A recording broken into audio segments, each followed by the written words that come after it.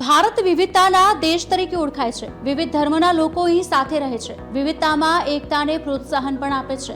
વિવિધ ધર્મોમાં હિન્દુ ધર્મ એ ભારતના મુખ્ય ધર્મમાંનો એક છે, જેમાં દેવી દેવતાઓ પ્રત્યે ઊંડી ભક્તિ છે।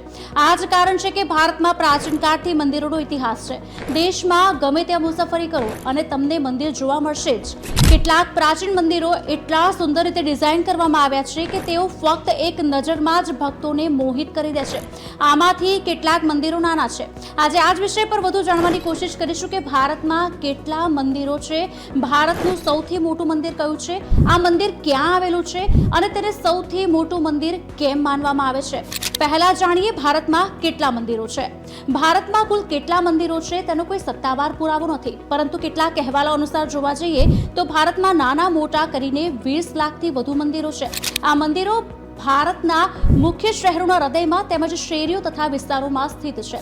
ભારતનું સૌથી મોટું મંદિર કયું છે તે પણ જાણીએ। ભારતનું સૌથી મોટું મંદિર રંગનાથ સ્વામી મંદિર છે, જે ભગવાન વિષ્ણુને સમર્પિત છે, જે દક્ષિણ ભારતના તમિલનાડુમાં સ્થિત છે।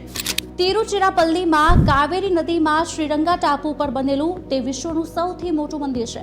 આ મંદિરનું નામ ભૂલોક વૈકુંઠ રાખવામાં આવ્યું છે। આ મંદિર દ્રવિડ શૈલીમાં બનાવવામાં આવેલું છે। મંદિરની અંદર 49 મંદિરો છે। આ મંદિરમાં 7 ઘેરાબંધી છે અને તેમાં 49 મંદિરો છે, જે બધા ભગવાન વિષ્ણુને સમર્પિત છે। હવે એ જાણીએ કે તેને સૌથી મોટું મંદિર કેમ ગણવામાં આવે છે। આ મંદિરને વિશ્વનું સૌથી મોટું કાર્યરત મંદિર પણ ગણી શકાય, કારણ કે આ મંદિરનો વિસ્તાર 156 એકર છે, જેનો પરિઘ 4 કિલોમીટર છે।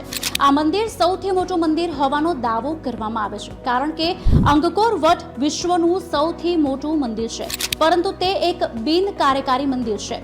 મંદિર 21 ગોપુરમનું બનેલું છે, તે પણ જાણીએ। આ મંદિર 21 ગોપુરમથી બનેલું છે, જેને રાજગોપુરમ તરીકે પણ ઓળખવામાં આવે છે। તેની ઊંચાઈ 236 ફૂટ, જે એશિયામાં સૌથી ઊંચી છે।